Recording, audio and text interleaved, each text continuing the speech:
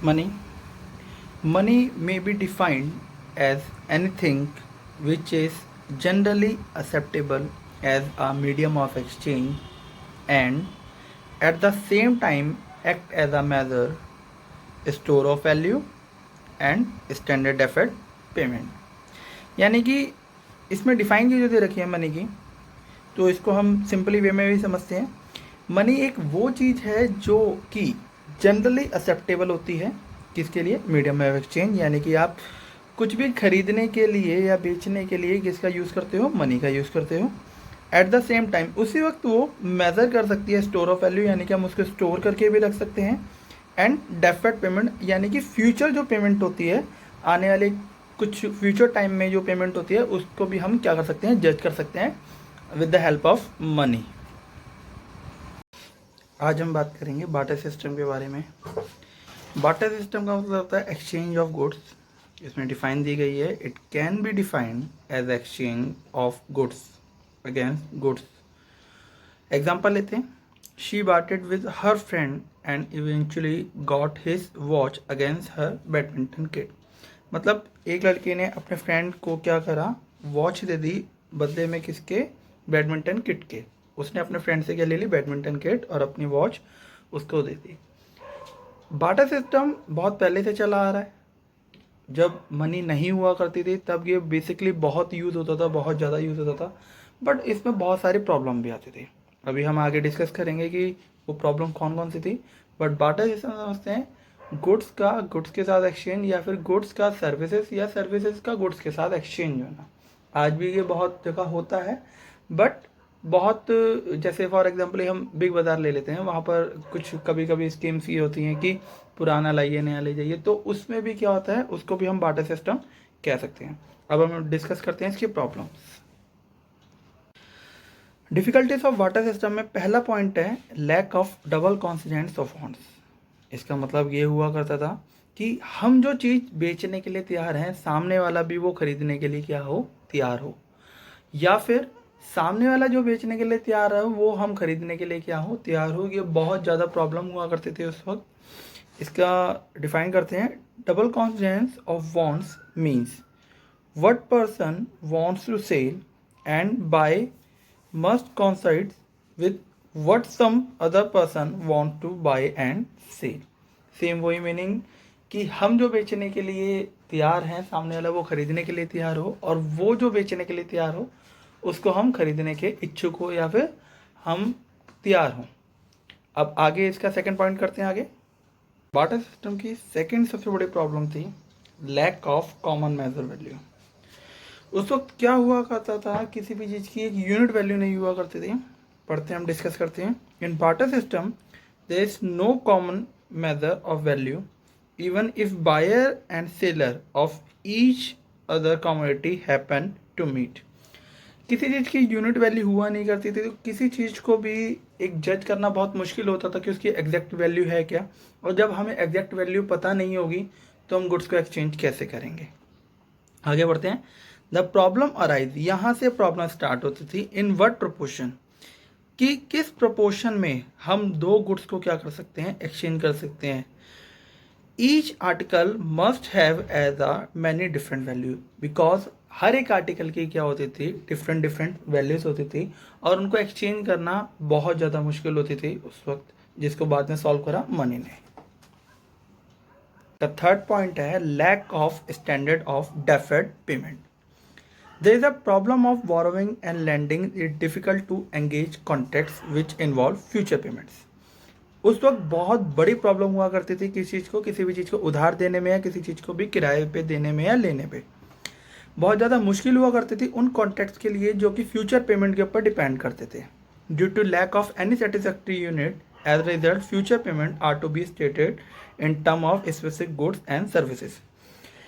क्योंकि ये सेटिस्फैक्ट्री नहीं थी, ना ये स्टैंडर्ड डेफर्ड पेमेंट हमें क्लियर नहीं था, तो as a result future payment जो भी थी वो सिर्फ कुछ गुड्स के लिए और कुछ सर्विसेज के लिए ही क्या की गई थी, अवेलेबल हो पाई थी। बाकी किसी भी हर एक गुड्स के लिए ये अवेलेबल नहीं थी।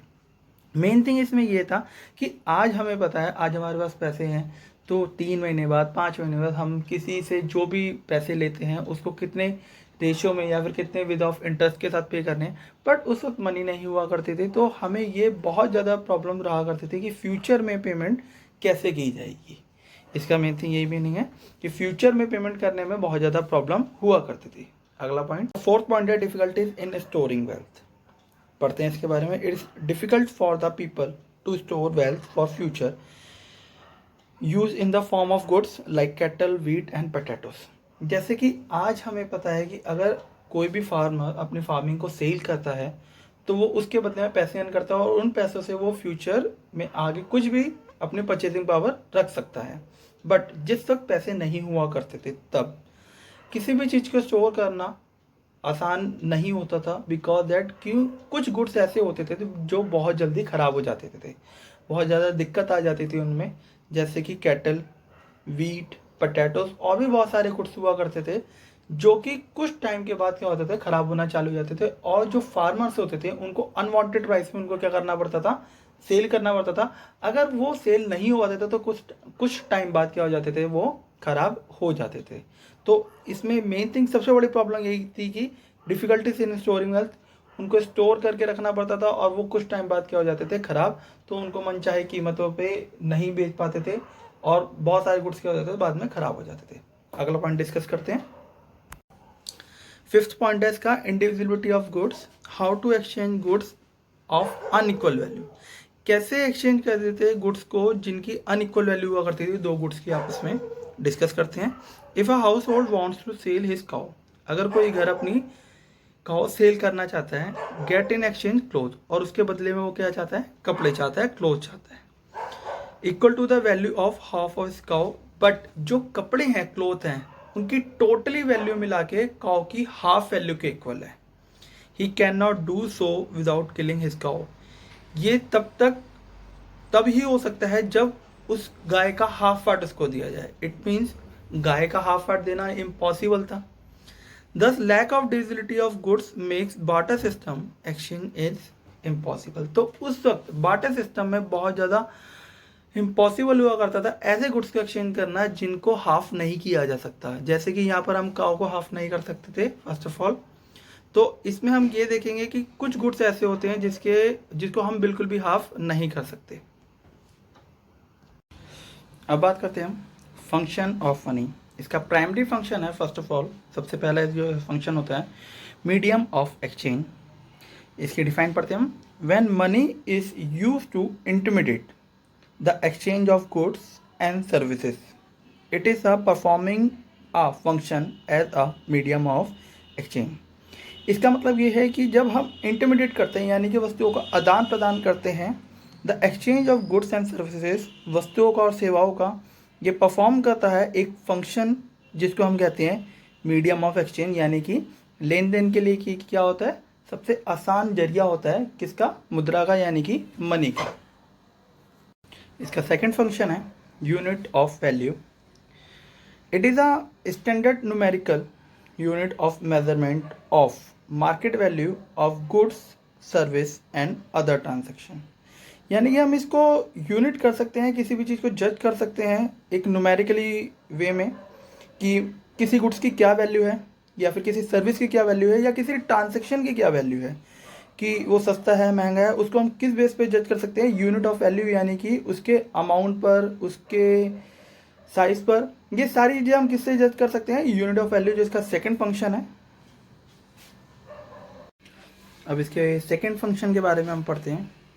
Money as a standard of deferred payment means that money act as a standard for payment which are to be made in future, however as are superior to the barter system of deferred or contractual payments such as the salaries interest payment। धीरे धीरे करके समझते हैं।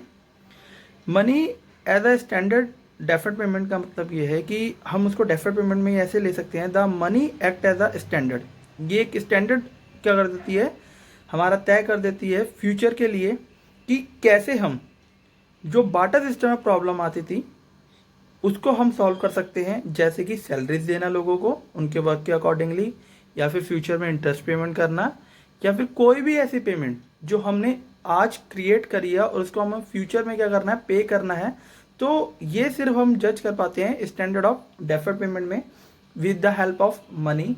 क्योंकि money है तो हम ये जज कर पाते हैं कि हमें 8 महीने बाद या 9 महीने बाद 10 महीने बाद हमको किसको कितना पैसा देना। फॉर एग्जाम्पल एक एग्जाम्पल ले लेते हैं हम कि आज मैंने किसी से 10,000 रुपये उधार लिए, अब मैं उसको 3 महीने बाद 5% इंटरेस्ट पर पे करने हैं, तो मेरा 3 महीने बाद जो अमाउंट होगा वो होगा 11,500, यानी कि 10,000 हमारा प्रिंसिपल और 500 रुपये क्या हो जाएगा जो हमारा होगा इंटरेस्ट होगा पर मंथ का। 3 महीने का हो गया 1500, यानी कि टोटल पेमेंट हो गई 11,500। ये किसकी हेल्प से जज हो पा रहा है, money as a standard of deferred payment, क्योंकि हमें फ्यूचर में पेमेंट करनी है। ये सेकेंड फंक्शन है इसका, a store of value is a function of an assets that can be save, retrieved and exchange at a later time and be predictably useful when retrieved. More generally, a store of value is anything retains purchasing power into the future. यानी कि हम इसको क्या कर सकते हैं, store करके भी रख सकते हैं फ्यूचर पेमेंट के लिए, एक्सचेंज करने के लिए। Useful when retrieved, more generally, generally क्या होता है, ये store of value is anything that retains, हम क्या कर सकते हैं इसको स्टोर करके रख सकते हैं, ये खराब भी नहीं होगी, और फ्यूचर में हम इसको क्या कर सकते हैं, पेमेंट के लिए यूज़ कर सकते हैं, जो इसका बहुत अच्छा फीचर होता है स्टोर ऑफ वैल्यू। यानी कि मेन थिंग सिर्फ इसमें ये है कि मनी को हम क्या कर सकते हैं, सिर्फ स्टोर करके रख सकते हैं फ्यूचर के लिए, और ये कितने भी टाइम बाद यूज़ की जा सकती है। सेकेंडरी फंक्शन का थर्ड पॉइंट है transfer of value. Money can be transfer easily from one place to another and from one person to another. इसका मतलब ये होता है कि हम पैसे को कहीं भी आसानी से ले जा सकते हैं, ला सकते हैं, किसी भी लोगों से हम सेल परचेज कर सकते हैं, बिकॉज दैट की परचेजिंग पावर क्या कर देता है, ट्रांसफ़र कर देता है, यानी कि वैल्यू क्या हो जाती है, ट्रांसफ़र हो जाती है यहाँ पर। फॉर एग्जाम्पल ही मेरे पास 1,000 रुपये हैं, मैंने खर्च कर दिए, जिसके पास 1,000 गए अब वो उन पैसों से खर्चा कर सकता है, तो इसका मतलब होता है ट्रांसफ़र ऑफ वैल्यू।